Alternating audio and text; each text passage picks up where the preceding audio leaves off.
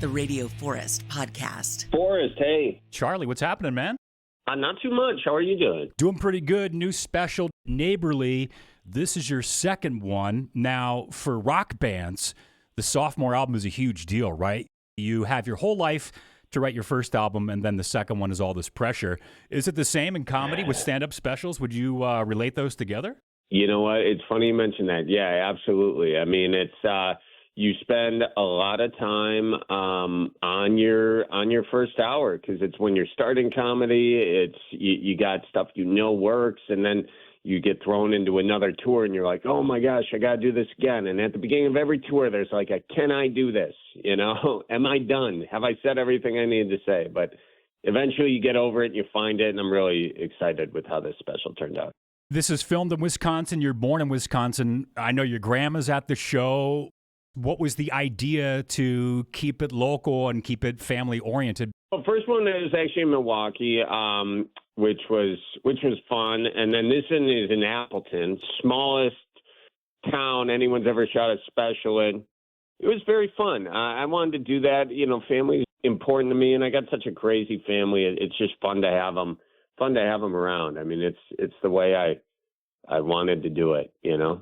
Yeah, you're from a family of 12 children. First of all, vehicle. How do you transport that many kids around? What did you guys do? Presbyterian people mover, actually. One of those big white vans. You're like, is that for a church? No, that's for my family. We had a 15-seater van growing up. A lot of double buckling going on. So yeah, that was pretty much it. A big old van.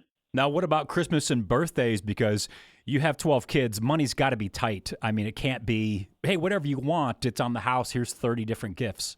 Yeah, you know, I mean, especially early on in the childhood, I'm second oldest, so you know, money's a tight deal, you know, but that's good. That's good because you start working at a young age and you understand how to do a lot of jobs. And then you realize, like, if you get a chance to not do one of those jobs, you really take advantage of it. So it all worked out. Random question. I'm hoping for the best here. Any chance you've ever fished with Henry Winkler? Oh, my gosh. I wish. I met Henry Winkler at the Iola Car Show in Wisconsin, center of the state. And, man, he's such a kind guy. He's the nicest dude I think I've ever met in the industry. And maybe out there generally, but such a nice, gracious guy. Yeah, he comes through here. He does a fly fishing trip in Idaho every year. And would you prefer fishing in a river or kind of more of a lake from a boat fisher? Well, listen, I've done both, and I got into fly fishing recently. I grew up spin casting and, with my grandpa, but I just got into fly fishing not too long ago, and it's a little bit spendy, but you can find some poles at a good price, and a buddy of mine's big into it, so he got me some real good deals. I mean, I got a free Orvis rod, which is, it's incredible. So I love it. I love it because you can walk through the river, you can like pick up a rock and see what's going on, what grubs are on there. You look at what flies are on the top of the water. You match the hatch. You get a hike in and fishing. It's super fun. I love it. But if you had a choice, let's say you're with Henry Winkler, would you rather go for muskie or trout? What would your pick be? Trout. I mean, if he's a fly fisher, definitely trout. That's the nice thing about doing both is like whoever you're fishing with, whatever they prefer, you know, we can lean into that. And whatever kind of way you fish, I think you got to try it the other way because it's too much fun not to do it both ways. Why not? You know.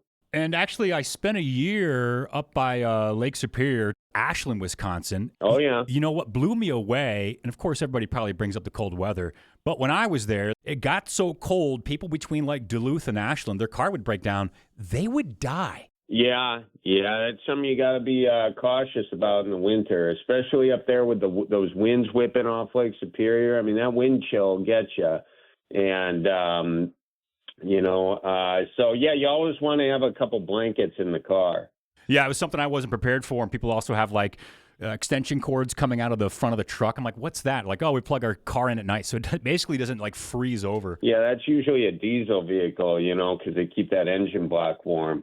I had one of those. I had a Volkswagen Rabbit, 1981, 5-speed, 45 miles to the gallon though. So nice ride. I had like the exact same car, Volkswagen. I think it was a 2-door diesel. That was like my favorite vehicle ever. Gas mileage was great, surprisingly fast. Dude, I loved that car. Yeah, super dangerous. I later read they had the gas tank like right under It could explode. You hit the wrong bump, you might be going flying. But fun cars indeed, man. Now, I know you've got some different skits and stuff on skiing. Are you a serious skier, or just kind of being from the area and being around cold weather is just something everybody eventually does at some point? Or are you more like into the sport? Oh, no, I never skied till I was 18 years old. Snow skiing anyway. I water skied a few, growing up, my uncles would rent a boat and they would take us out water skiing. I started snow skiing a little bit. That was a fun time. I'll tell you that much. My buddy Dude Dad out there in Colorado went with him, and that was kind of a wild ride too, because you go down some scoochers, which is where it's a black diamond, and you're not prepared for that. So you got to kind of go slow, and if it gets too steep, you just kind of sit and you scooch it. That's what I learned. You've got your own alcohol out now. Tell me about this old-fashioned brandy you have, and how long have you had this? I have had it for a while, and it's about a year, and it's great. It's 90 proof, so it'll light you up like a Polish church, so be careful with it. But it's really good for, it's really good for old fashions. I'll say that much. Yeah, it's Berens Old Fashioned Brandy. So how did you decide to get into that business? Did you have somebody that you're like, oh, this would be pretty easy to make one? Or you kind of were like, I've always loved brandy and I want my own? Yeah, I always wanted to do it because the old-fashioned Wisconsin drinks more brandy than anywhere else. But, we're not drinking Wisconsin-based brandy. So I just always wanted to have one, and it's been super fun. And I didn't name it after myself. That'd be egotistical. I named it after my grandpa Bob, so that's why it's called Berens Old Fashioned Brandy. And I just can't help it. We got the same last name, but it is a fun little thing to do. Did he enjoy old fashions? What kind of drinker was he? Yeah, he did old fashions. He did Bloody Marys. He did beer. He was an equal opportunity kind of guy, but he's the most Wisconsin guy I ever met. And so I wanted to kind of name the most Wisconsin drink sort of after him. Oh, yeah, I saw you doing some tutorials on making Bloody Marys. For you, what's the key? Because these things can get into the weeds right away. I mean, you can add all kinds of stuff, but what's your go-to Bloody Mary? Oh, God. I think I said it in that video, but a Bloody Mary is like a fingerprint. Each one is unique in its own way, and you don't want to leave one at a crime scene. But the thing with a Bloody Mary is the world is your oyster, An old-fashioned, you want to be a little bit more dialed in, but a Bloody Mary, I actually have done the Brandy Mary, by the way, and that's basically Bloody Mary, but you use brandy, and that's got a nice bite to it because the way the tomato juice kind of mixes with the brandy's grape-based, and tomato juice is tomato-based, and those are both fruits. So it's basically a fruit smoothie. Technically, this is a fruit smoothie, officer. I'm fine. I'm fine to drive with this. We're talking to Charlie Berens. Now, you've had the Cripes Cast podcast, Craig T. Nelson, Kevin Pollak, Mark Farner from Grand Funk Railroad, Mark Norman, Jeff Foxworthy. And now you've got the Bellied Up podcast, kind of a different spin. You guys do callers and live episodes. That's kind of cool. Yeah, it's great because we don't have to prepare anything. We just ask the audience to do all the work for us while we sit in a bar and drink. It's the best podcast you can come up with. But, me and Miles, You Betcha Guy, we got a lot of fun with that. We just sit down and hang out, and the people spill their beans, which we always love. What was your favorite interview from the Cripescast podcast? You guys had a ton of different guests on there. Oh my gosh, there's so many. It must have been, there was a fella in South Dakota. He was driving home and he said, hang on, fellas, I see a ditch chicken. I got to go take care of this.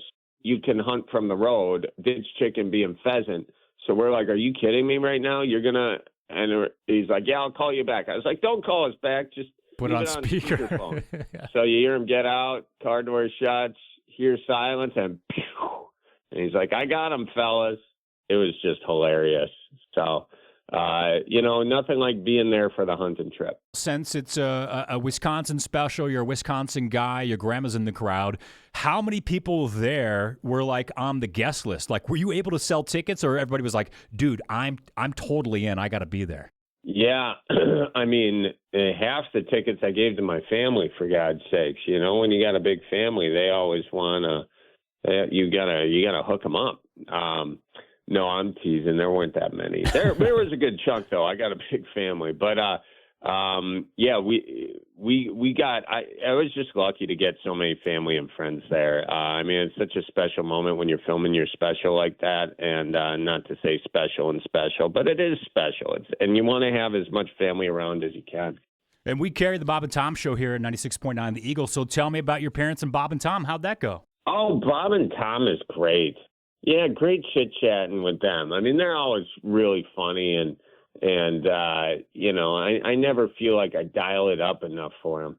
But they're I always feel like that, like I gotta be funny for them, and I always feel like they're funnier than me.